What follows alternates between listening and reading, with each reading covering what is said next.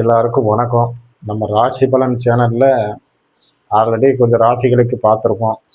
இன்னைக்கு ஒரு ராசிக்கு பற்றி பார்க்க போகிறோம். அதுதான் துலாம் ராசி. அந்த நேயர்களோட குணா அதிசயங்கள் எப்படி இருக்கு அப்படிங்கிறதான் நம்ம இன்னைக்கு இந்த ராசி பலன் சேனல்ல பார்க்க போகிறோம்.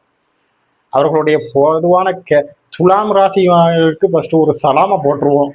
என்ன அவர்களுடைய பொதுவான குணாதிசயம் எப்படி இருக்கும்னா, நல்ல மென்மையானவர்கள், எல்லா விஷயத்தையும் டெடிக்கேஷனாக செய்யணும்னு நினைப்பாங்க. அது மட்டும் இல்லாமல் இப்போ ஒரு அலுவலகத்தில் ஒரு பிரச்சனை வருகிறது என்று நாம் பார்க்கும் பொழுது அதை தீர்க்க ஒரு துலாம் ராசிக்காரங்களை கூப்பிட்டோம்னு வச்சுங்களேன், அவங்க என்ன செய்வாங்கன்னா, அந்த துலாம் ராசிக்காரர்கள் ஃபர்ஸ்ட் என்னன்னா, இரு தரப்பையும் சமாதானப்படுத்தி ரெண்டையும் சமரசமாக்கணுங்கிற ஒரு முடிவை தான் அவங்க எடுப்பாங்க. நேர்மையானவர்கள், அமைதியானவர்கள், நல்ல ஒரு பேச்சு திறமை உள்ளவர்கள், கலைத்துறையில் ஆர்வம் படைத்தவர்கள் தான் இந்த துலாம் ராசிக்காரர்கள். இவர்களுக்கு பிரச்சனைகள் எப்படி வரும்னு நினைக்கும் போது டிசிஷன் எடுக்கிறதுல கொஞ்சம் ஸ்லோவா தான் இவங்க டிசிஷன் எடுப்பாங்க. அதே மாதிரி ஓவர் ரியாக்ட் பண்ணுவாங்க. ஏதாட்டும் ஒரு சுச்சுவேஷன்னா ஓவரா ரியாக்ட் பண்றது. ஹார்ட் ஒர்க்லாம் போட்டிருப்பாங்க. ப்ரொமோஷன் வர்ற நேரத்துல கூட இன்னொரு ஆளுக்கு ப்ரொமோஷன் வந்துட்டு போயிடும், அவங்களுக்கு ப்ரொமோஷன் வராது. அதே மாதிரி எல்லாம் சில தடங்கல்கள் இருக்கும்.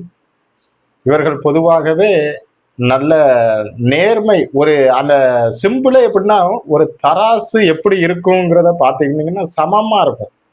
அந்த தராசை வெளிப்படுத்துகிற அந்த சின்னம் தான் இந்த துலாம் ராசிங்கும் போது எப்பவுமே நியாயத்தை நிலைநிறுத்துவதில் அவர்கள் முன்னோடியாக இருப்பார்கள். மற்றபடி எல்லாம் பிரச்சனை இல்லை. டிசிஷன்கள் எடுக்கும் பொழுது கொஞ்சம் ஸ்லோ இல்லாமல் தவிர்த்தா நல்லது. உங்களுடைய சீக்ரெட்டுகளை வேற யார்ட்டையும் சொல்லிடாதீங்க தயவுசெய்து. சொன்னாங்கன்னா முடிஞ்சிச்சு. என்னது சொன்னால் வளர்ச்சி இருக்கும். ஹார்ட் ஒர்க்லாம் பண்ணி மேலே வரைக்கும் போவீங்க. மேலே போனதுக்கு பிறகு டக்குன்னு கீழே வந்த மாதிரி இருக்கும். அது எப்படி நடந்துச்சுன்னே தெரியாமல் இருக்கும். அதற்கு உங்களுடைய கியூரியாசிட்டி போன்ற இதுகளையெல்லாம் கட்டுப்படுத்தி கொண்டு செஞ்சால் நல்லதே நடக்கும். நன்றி.